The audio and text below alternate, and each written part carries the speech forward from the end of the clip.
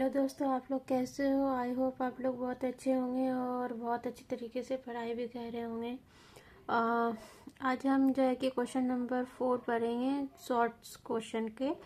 तो चलो आज हम पढ़ते हैं यूनिट 2 के। क्वेश्चन है कि शिक्षा दर्शन से आप क्या समझते हैं, परिभाषित कीजिए। तो शिक्षा दर्शन से हम क्या समझते हैं, इसको हमें परिभाषित करना है। तो आंसर है, सबसे पहले हेडिंग डालेंगे शिक्षा दर्शन का अर्थ एवं परिभाषा, यानी कि meaning and definition of philosophy education. ठीक है, तो देखो क्या है कि शिक्षा दर्शन एक ऐसा रचनातंत्र विषय है जिसके अंतर्गत शिक्षा की समस्या का अध्ययन करना, उनका हल प्रस्तुत किया जाता है। शिक्षा दर्शन एक व्यापक और गतिशील विषय है। इसे कुछ लोग दर्शन की एक शाखा या अंग मानते हैं। इसे दर्शन की शाखा मानते हैं। इसे कुछ लोग दर्शन की एक शाखा या अंग मानते हैं। इसे दर्शन की शाखा मानते हैं जो शिक्षा संबंधी विषयों के दार्शनिक दृष्टिकोण का अध्ययन करते हैं। जिस प्रकार शिक्षा दर्शन को कुछ लोग दर्शन का एक अंग मानते हैं, उसी प्रकार दूसरे लोग इसे शिक्षा शास्त्र रूप देता है। शिक्षा दर्शन को अधिकांश लोग आजकल एक स्वतंत्र विषय के रूप में स्वीकार करते हैं। अतः शिक्षा दर्शन वह विज्ञान है जिसमें शिक्षा के विभिन्न अंगों से संबंधित समस्याओं पर विचार करके उनके समाधान के लिए विभिन्न दार्शनिक दृष्टिकोण प्रस्तुत करता है। ठीक है, देखो क्या है कि शिक्षा दर्शन एक ऐसा रचनात्मक, मतलब कि शिक्षा दर्शन के अंदर क्या है कि मतलब एक ऐसा दर्शन जिसमें जो है कि शिक्षा के विभिन्न अंगों को दिखाया गया। सिर्फ शिक्षा जो है कि बच्चों को पढ़ा लिखा देने से नहीं कहा गया, बल्कि शिक्षा का क्या क्या रूप रंग हो सकता है, किस किस तरह से शिक्षा को बच्चों के सामने प्रस्तुत किया जा सकता है, उसके बहुत सारे रूप रंग हैं। संरचना को प्रस्तुत करता है दर्शन।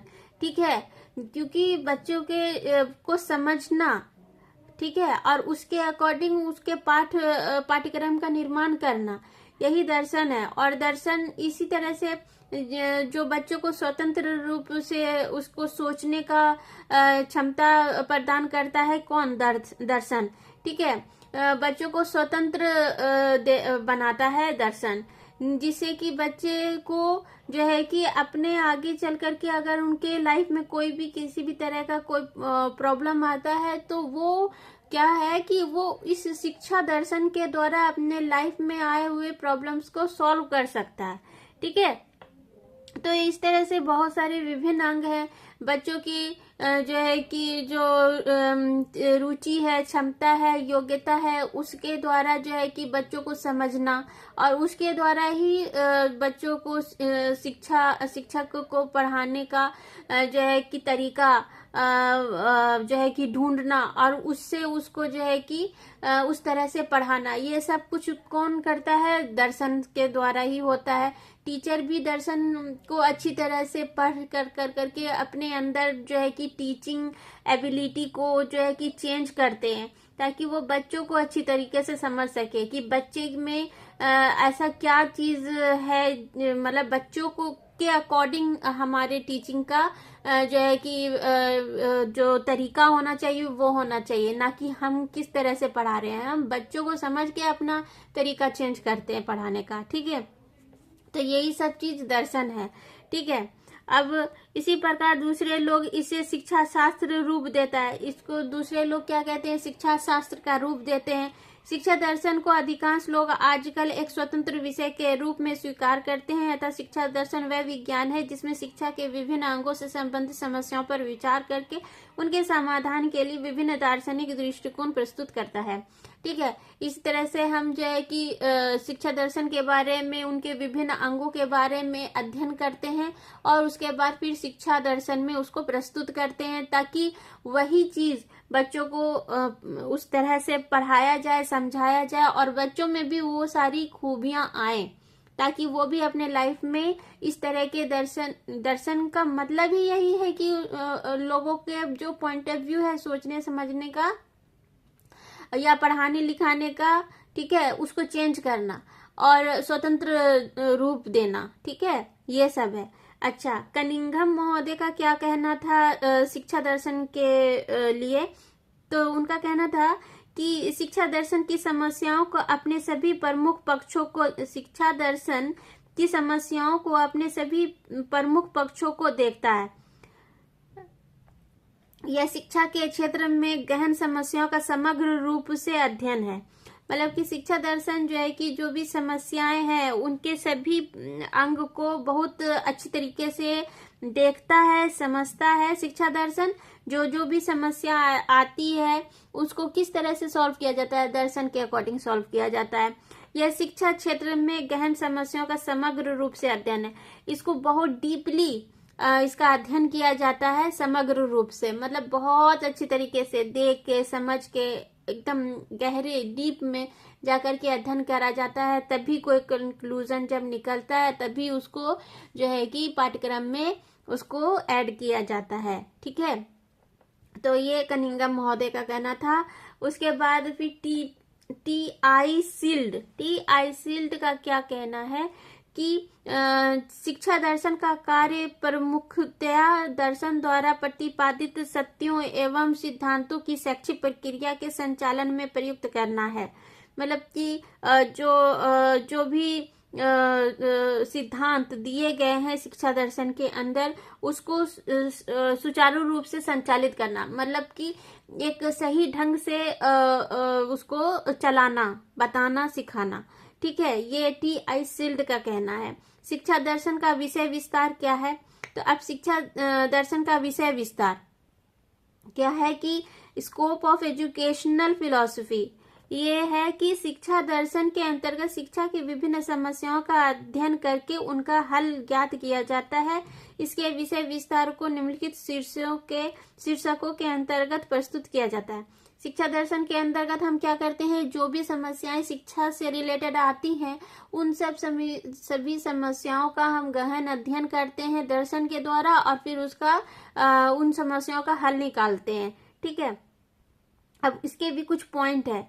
शिक्षा और दर्शन का स्वरूप कैसा होना चाहिए, जो हम अध्ययन कर करके उसका हल निकाल रहे हैं तो उसमें हम क्या क्या देखते हैं। तो सबसे पहले ये देखते हैं कि शिक्षा और दर्शन का स्वरूप कैसा होना चाहिए। शिक्षा और दर्शन का स्वरूप किस तरह का होना चाहिए, स्ट्रक्चर किस तरह का होना चाहिए।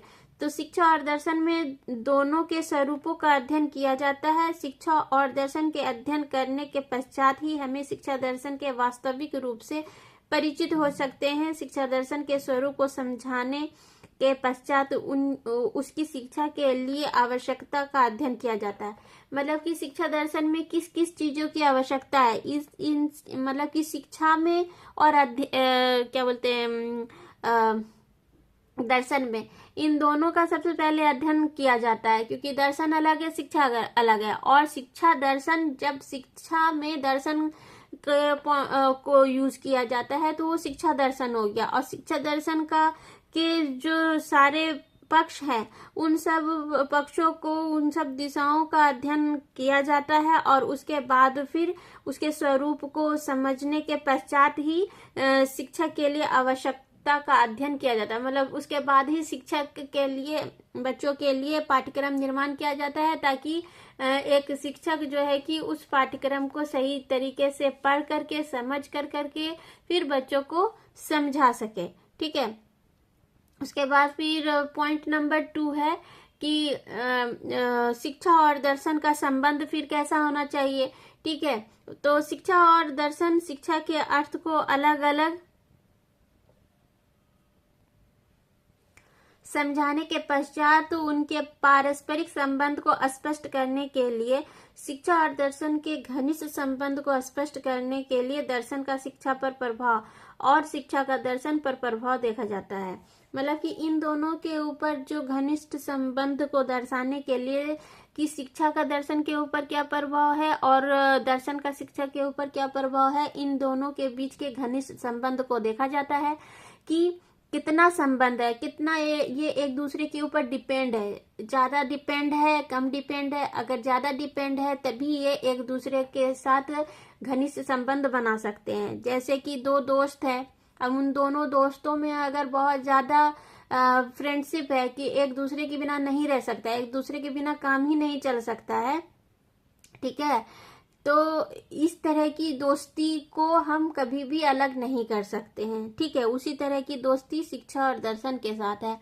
अगर दर्शन है तभी शिक्षा है, और शिक्षा है तभी दर्शन है। हम दर्शन किसके लिए देखते हैं? बच्चों के लिए देखते हैं, और बच्चों के अकॉर्डिंग देख कर करके जो पाठ्यक्रम निर्माण किया जाता है दर्शन के अकॉर्डिंग, उसको शिक्षा में यूज करते हैं, और उसी का फिर वही दर्शन है, वही शिक्षा है, ठीक है। इसी तरह का संबंध है दोनों में।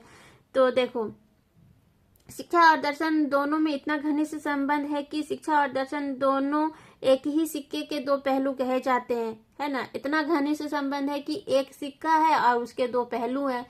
क्या है? हेड और टेल, दोनों एक दूसरे से इस तरह से जुड़े हैं, है ना। तो दोनों को एक दूसरे का अन्योन्याश्रित भी कहा जाता है, और दोनों को एक दूसरे का अन्योन्याश्रित मतलब एक दूसरे के ऊपर आश्रित, ठीक, ये भी कहा जाता है। मतलब है तो गुण दोनों का, मतलब जो काम है, मतलब शिक्षा का भी काम क्या है कि एक सही मार्ग दिखाना, और दर्शन का भी काम क्या है? एक सही मार्ग दिखाना। लेकिन दर्शन शिक्षा के विभिन्न पहलुओं को देखती है, ठीक है। और शिक्षा में पहले जब दर्शन नहीं था तो सिर्फ शिक्षा को शिक्षा के ही रूप में देखा जाता था, ठीक है। मतलब कि जो अगर राजा महाराजा के जमाने में जो शिक्षा जो उनके बच्चों को दी जाती थी, राजा महाराजा के बच्चे लोगों को, तो वो या तो क्या बोलते हैं,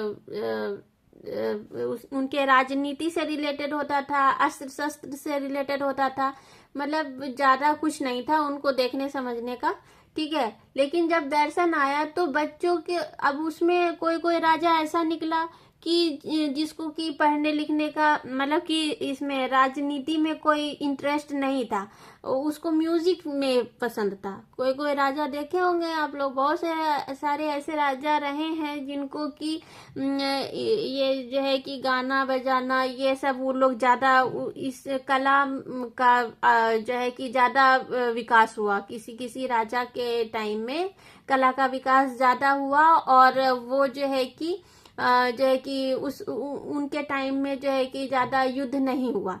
और कोई कोई राजा ऐसे होते थे जिनके टाइम में युद्ध ज्यादा होता था, कला संस्कृति से कोई मतलब उनको नहीं होता था। तो वही हुआ बात कि जो राजा को कला और संस्कृति से ज्यादा प्रेम रहा, उसको भी इस तरह की शिक्षा दी गई जो उसके लिए यूजलेस था, ठीक। तो और उनको, और किसी को कला संस्कृति का दे दिया गया जो उसके लिए यूजलेस था। तो दर्शन का मतलब यही है कि बच्चों को समझो कि उनकी रुचि किसमें है, उनकी कितनी कैपेसिटी है, क्या योग्यता है, तब उनके अकॉर्डिंग पाठ्यक्रम का निर्माण करो, ताकि उनको उसी तरह से पढ़ाया जाए। और बच्चे टीचर को उनके अकॉर्डिंग पढ़ाने के लिए पहले दर्शन को समझो, पहले पढ़ो लिखो।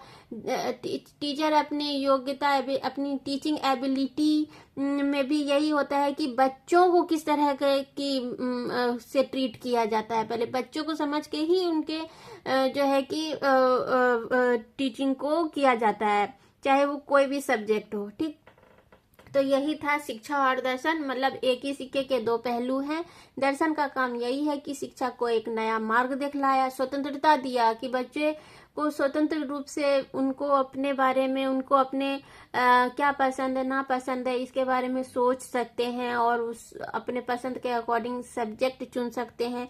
दर्शन में आया तो बहुत सारे ऐसे सब्जेक्ट का भी पाठ्यक्रम में निर्माण किया गया, उसको ऐड किया गया, ताकि बच्चों के अकॉर्डिंग, उनके इंटरेस्ट के अकॉर्डिंग, उनका दर्शन के अकॉर्डिंग, मतलब इंटरेस्ट के अकॉर्डिंग ही दर्शन के द्वारा जो बड़े बड़े फिलोसफर थे वो लोग जो है कि पाठ्यक्रम का निर्माण किए और सिलेबस में ऐड किया गया, ठीक। तो ये था शिक्षा और दर्शन में के बीच संबंध, ठीक है। फिर तीसरा क्या है, विभिन्न दार्शनिक संप्रदाय और उनका शिक्षा पर प्रभाव। जो दार्शनिक लोग हैं, जो दार्शनिक लोग का संप्रदाय है और उनका शिक्षा पर क्या प्रभाव पड़ा, इसके बारे में हमको क्या है, इसका क्या मतलब है, ये पॉइंट कैसे डील करेंगे। तो शिक्षा दर्शन में विभिन्न दार्शनिक संप्रदाय का अध्ययन किया जाता है। इन दार्शनिक संप्रदाय का शिक्षा पर क्या प्रभाव पड़ता है, इसका भी अध्ययन किया जाता है। प्रत्येक संप्रदाय शिक्षा के विभिन्न अंगों जैसे शिक्षा के उद्देश्यों, पाठ्यक्रम, शिक्षण विधि, अनुशासन आदि को प्रभावित करते हैं। अब देखो, दार्शनिक कोई एक तो नहीं होंगे। अब हम लोग जो है कि 3 तरह का दर्शन पढ़े। अब उन तीनों दर्शन के जो प्रकृतिवादी थे और प्रकृतिवादी रहे हैं, और जो है कि क्या बोलते हैं, वैज्ञानिकता का, स्वतंत्रता का, और मूल्य मीमांसा, ज्ञान मीमांसा, तत्व मीमांसा, इन 3 तरह का ये 3 मीमांसा है। और इन तीनों तरह के मीमांसाओं का के अंदर जो दार्शनिक लोग थे, वो लोग क्या क्या कहे, उनके क्या क्या सोच थे, उनको उनका भी पाठ्यक्रम में जो है कि सिलेबस में उनके बातों को ऐड किया गया, ताकि हर सब्जेक्ट अलग अलग बनाया गया फिर, ठीक है। तो इस तरह से जो है कि जो विभिन्न दार्शनिक संप्रदाय के लोग थे, उनका शिक्षा पर इस तरह से प्रभाव पड़ा कि पाठ्यक्रम अलग अलग डिवाइड हो गया। जिस तरह के बच्चे का रुचि हुआ, किसी को नेचर में ज्यादा इंटरेस्ट था, किसी को जो है कि जो क्या बोलते हैं, तत्व मीमांसा, ज्ञान मीमांसा और मूल्य मीमांसा, इन सब के बारे में था। तो इन सब चीजों को समझाने का, उसको जो है कि बताने के लिए एक दार्शनिक की जरूरत थी। और ये सब लोग मिल करके अपने अपने जो उनका सब्जेक्ट रहा, उसके अकॉर्डिंग वो दर्शन पे अपना अध्ययन किए और पाठ्यक्रम में, सिलेबस में ऐड किया गया, पाठ्यक्रम का निर्माण किया गया, ठीक है। अब देखो कि ठीक, अब पॉइंट नंबर 4 है कि शिक्षा की विभिन्न समस्याओं का अध्ययन। अब शिक्षा में क्या क्या समस्याएं है, उसका अध्ययन करना। तो शिक्षा दर्शन और शिक्षा की विभिन्न संप्रदायों का अध्ययन करके उनका हल निकालने का प्रयास करता है। शिक्षा दर्शन और शिक्षा की विभिन्न संप्रदायों का अध्ययन करके उनका हल निकालने का प्रयास करता है। शिक्षा जगत में समय समय पर अनेक समस्याएं उत्पन्न होती रही हैं और उनका हल शिक्षा दर्शन ने किया है। मतलब कि शिक्षा दर्शन में जितने भी शिक्षा दार्शनिक थे, उन लोगों के द्वारा जो है कि विभिन्न अध्यायों का अध्ययन किया गया, बहुत अलग अलग पॉइंट पे अध्ययन किया गया शिक्षा के, कि इस चीज को भी शिक्षा में ऐड करना चाहिए, ठीक है। तो उसके लिए जो है कि जो भी समस्याएं आई, उन सब समस्याओं का इन सब ने एक साथ मिल करके हल निकाला। और शिक्षा दर्शन ये किसके द्वारा हुआ, तो शिक्षा दर्शन में जो क्या बोलते शिक्षा दार्शनिक थे, उनके द्वारा, ठीक है। अब क्या है कि इन शिक्षा जगत में समय समय पर अनेक समस्याएं उत्पन्न होती रही है ना, हमेशा कुछ न कुछ समस्या आता ही रहा और अभी भी आता है। तभी तो उन सब को, समस्याओं को सॉल्व करके उसके बाद फिर कुछ नया ऐड किया जाता है, या अगर जो चीज बहुत पुरानी है उसको सिलेबस से हटा दिया जाता है, ठीक है। क्योंकि सोच नया हो रहा है, तो पुरानी चीज को पढ़ने से भी कोई फायदा नहीं है। नए चीज को पढ़ना है, नया दर्शन है, नया सोच है, ठीक है। तो ये सब चीज है। तो इसमें जो समस्याएं आई, तो दर्शन का काम यह है, जो दर्शन है, जो दार्शनिक लोग हैं, उनका काम यही रहा कि जो भी शिक्षा के अंदर, शिक्षा दर्शन के अंदर जो भी समस्याएं आई, उन सब समस्याओं को हल करना, ठीक है। अब समस्याएं क्या थी, इसके विचार निम्नलिखित हैं। शिक्षा के उद्देश्य क्या रहेंगे, शिक्षा के पाठ्यक्रम, शिक्षण विधियां, स्वतंत्रता और अनुशासन, शिक्षा के साधन, धर्म और शिक्षा, राष्ट्रीय एकता, अंतरराष्ट्रीयता, भावात्मक एकता, ये सब जो थे विचार के पॉइंट थे कि शिक्षा के उद्देश्य क्या रहेंगे, हमारा जो शिक्षा है उसका मेन उद्देश्य क्या रहेगा। ठीक है, ये था शिक्षा के पाठ्यक्रम में किस किस चीज को ऐड करा जाएगा, शिक्षण विधियां किस तरह की होगी, स्वतंत्रता और अनुशासन, भाई हम स्वतंत्रता भी देंगे बच्चों को और अनुशासित भी करेंगे। ठीक है, फुल्ली फ्रीडम नहीं दे सकते हैं, उससे में बच्चा क्या होता है, खराब हो जाता है। तो हमारे पेरेंट्स भी क्या करते हैं, हमको हमारे घर में सारी जो है कि फ्रीडम्स देते हैं, बट कुछ तो वो अपने अनुशासन में भी हम लोगों को रखते हैं ताकि हम क्या करें, कभी भी बिगड़े ना, एक सही रास्ते पे हमेशा चलते रहें। ठीक है, उसी तरह टीचर का भी करना है, इसीलिए ये सारे चीज शिक्षा के अंदर दार्शनिक लोग ऐड करें ताकि बच्चे में अनुशासन भी रहे और फ्रीडम भी दिया जाए, ताकि कभी कभी बच्चे लोगों को अगर सिर्फ अनुशासन में रखा जाता है तो बच्चे उसमें भी बिगड़ जाते हैं, और अगर अनुशासन और फ्रीडम दोनों दे दिया जाए तो एक बैलेंस बना रहता है लाइफ में। शिक्षा के साधन क्या रहेंगे, और धर्म और शिक्षा, शिक्षा में धर्म को भी ऐड किया गया, जो हमारी संस्कृति है, सभ्यता है, उसके बारे में भी जानना। ठीक है, और आने वाले मॉडर्न युग में भी प्रवेश करना है हमको, तो इन दोनों में तालमेल भी बैठाना है, तो इसमें भी धर्म और शिक्षा का मिला जुला सरकार रहा। ठीक है, और राष्ट्रीय एकता, हमारी राष्ट्रीय एकता भी होगी ताकि हम सभी धर्मों के लोगों के साथ मिलजुल करके एक साथ रह सके, तभी राष्ट्रीय एकता हमारी बनी रहेगी। उसके बाद अंतरराष्ट्रीयता, अंतरराष्ट्रीय लोगों के साथ भी मिलकर करके रहेंगे। ठीक है, और उसके बाद फिर भावात्मक एकता, जो हम सामाजिक लोगों के साथ, समाज के साथ एक दूसरे से भावात्मक रूप से जुड़ते हैं। अब स्कूल में जितने भी बच्चे आते हैं, हर अलग अलग विभिन्न समाज से आते हैं, जाति धर्म से आते हैं। ठीक है, तो उनको ऊंच नीच और जात पात का जो भेदभाव है इसको हटा कर करके भावात्मक एकता बच्चों के अंदर पैदा करना, एकता पैदा करना, अपने राष्ट्र के प्रति एकता पैदा करना, और धर्म और शिक्षा, ये सब चीज मिलकर कर करके एक जो समस्याएं इन सब के बीच आई, उन सबको जो है कि जो हमारे दार्शनिक रहे उन लोगों ने इसके ऊपर जो भी समस्याएं आई उसको सॉल्व किया, और कर ही रहे हैं और करते रहेंगे। और इस तरह से हमारा शिक्षा यूनिक भी रहा और मॉडर्न भी रहा, और हम सभ्यता के भी साथ रहे, संस्कृति के भी साथ रहे, अनुशासन के भी साथ रहे और फ्रीडम के भी साथ रहे। नए नए पाठ्यक्रम का भी निर्माण हुआ, नई नई चीजों को भी समझा और समझ रहे हैं। ठीक है, तो ये था समस्या और उसका समाधान। विभिन्न धार्मिक तथा उनके शैक्षिक विचार, शिक्षा दर्शन में विश्वास दार्शनिकों के विचार का शिक्षा पर पड़ने वाला प्रभाव का अध्ययन किया जाता है। शिक्षा के विभिन्न अंगों पर अनेक दार्शनिक शिक्षा शास्त्री भी होते हैं, अतः दार्शनिक विचारों का शिक्षा पर बहुत प्रभाव पड़ता है।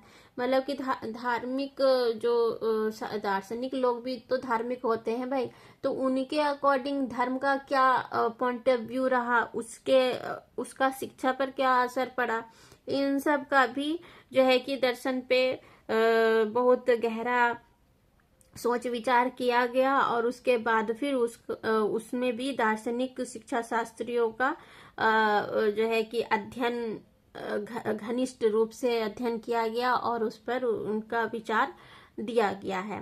ठीक है, तो इससे भी दार्शनिक विचारों का शिक्षा पर बहुत प्रभाव पड़ा है। ठीक, अब जो है कि पॉइंट नंबर 6 है कि राष्ट्र की शिक्षा नीति क्या हुआ, कि अब जो हमारा राष्ट्र है उसमें उसके द्वारा जो शिक्षा नीति होती है उसमें क्या प्रभाव पड़ा। तो राष्ट्र की शिक्षा नीति के निर्धारण में शिक्षा दर्शन का महत्वपूर्ण योगदान है। दर्शन शिक्षा नीति का आलोचनात्मक अध्ययन करता है। जो दर्शन है वो शिक्षा नीति का आलोचनात्मक अध्ययन करता है। शिक्षा दर्शन का मूल्यांकन भी करता है, इसमें पाई जाने वाली कमियों की ओर संकेत करता है और इन्हें दूर करने के लिए अपने सुझाव प्रस्तुत करता है, और इस प्रकार शिक्षा दर्शन शिक्षा नीति निर्धारण में मार्गदर्शन करता है। देखो, इसका मतलब यह हुआ कि राष्ट्र की तरफ से अगर शिक्षा में किसी भी तरह की कोई कमी आती है तो वो क्या होता है, राष्ट्र की तरफ से होता है। इसीलिए दार्शनिक लोग जो है कि इसकी आलोचना भी करते हैं, और उसके साथ साथ उसका जो भी समस्याएं हैं उसका मूल्यांकन करते हैं, उसका भी एनालिसिस करते हैं कि भाई समस्या जो है वो कहाँ से आ रही है राष्ट्र की ओर से, और उस चीज का समाधान निकालते हैं। इसमें पाए जाने वाली जो भी कमियां हैं, उन कमियों की ओर जो भी चीज संकेत करता है उसको दूर करने का प्रयास करते हैं। जो जो समस्याएं दार्शनिक लोगों को जो है कि राष्ट्रीय शिक्षा नीति में जो है कि बनाई गई, राष्ट्रीय शिक्षा नीति में जो भी पॉइंट बनाए गए, ठीक है, उसमें जो भी कमियां थी, ठीक है, उन सब कमियों को दूर करने का भी प्रयास दार्शनिकों के द्वारा किया गया। क्योंकि राष्ट्रीय शिक्षा नीति के द्वारा ही बच्चों को जो बच्चे गरीब हैं, ठीक है, जिनके पास सही से खाने पीने के लिए पैसे नहीं है, तो उनके लिए भी शिक्षा होनी चाहिए। सिर्फ अमीरों के लिए शिक्षा नहीं होनी चाहिए। पहले क्या होता था कि सिर्फ अमीर घर के लोगों को, बच्चों को शिक्षा दी जाती थी, गरीब लोगों को शिक्षा नहीं दी जाती थी। छन छन कर करके शिक्षा जो है कि गरीब लोग, मतलब कि पहले अमीर लोग पढ़ लें, फिर वो अमीर लोग जो है कि जो नीचे जाति के लोग अगर पढ़ना चाहते हैं तो उसके द्वारा वो पढ़ाए जाते थे।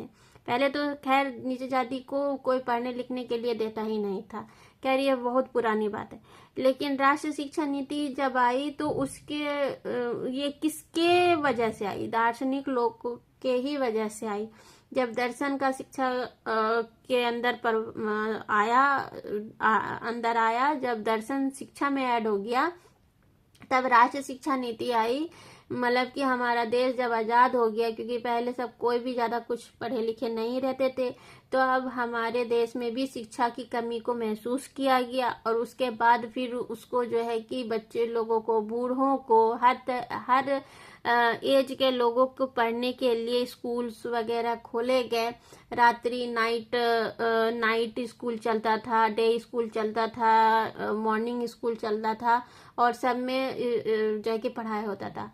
लेकिन स्त्री शिक्षा का भी पहले जमाने में विरोध होता था।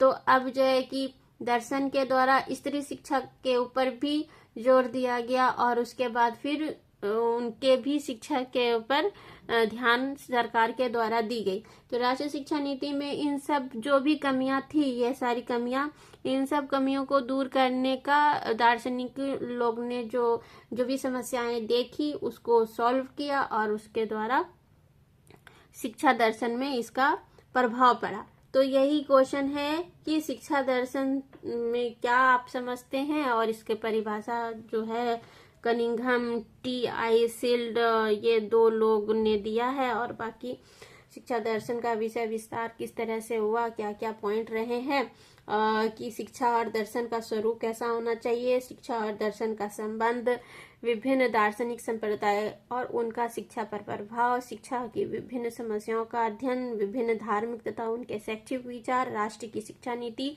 ये 6 पॉइंट है इसके अंदर। आपको इन पॉइंट को याद करना होगा, और बहुत इजी है और बहुत अच्छा भी सब्जेक्ट है। देखो, अगर किसी भी सब्जेक्ट को दिल से अच्छे से पढ़ोगे तो बहुत अच्छा मजा आएगा पढ़ने में, और पढ़ते पढ़ते ये भी समझ में आएगा कि हमारी शिक्षा पहले कैसे थी और अब कैसी है, और आने वाले समय में और भी ज्यादा मतलब मॉडर्न मतलब कि जो मतलब स्वतंत्र शिक्षा जो होता है, एक और भी जो चीज बच्चों को इंटरेस्टेड लगेगा, जिसके बारे में अभी शायद सिलेबस में ऐड नहीं है, लेकिन आगे चल करके वो भी शायद ऐड हो जाए।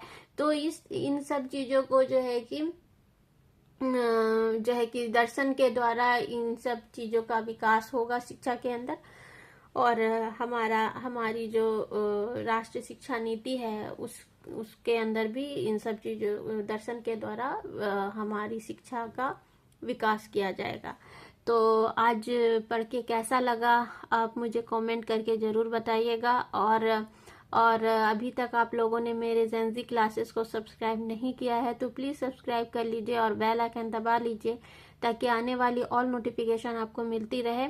और ऐसे प्यारे प्यारे और अच्छी जानकारी के लिए जो पढ़ाई के साथ साथ और भी बहुत अच्छी जानकारियां देती रहती हूँ, इसके लिए प्लीज सब्सक्राइब कीजिए और बेल आइकन दबा लीजिए। ठीक है, तो चलिए आज के लिए इतना ही। कल से हम इसके जो है कि MCQs पढ़ेंगे।